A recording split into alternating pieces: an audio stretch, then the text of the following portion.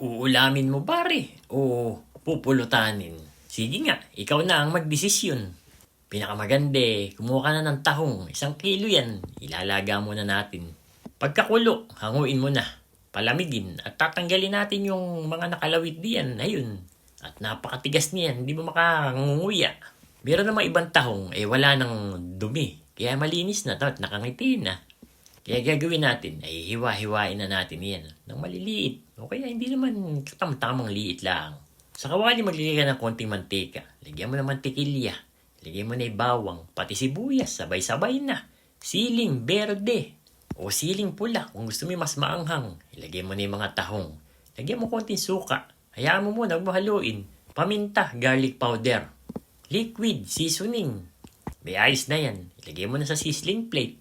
Lagyan mo na ng mayonnaise sa ibabaw. Para kakaiba, gadgaran mo ng keso sa ibabaw.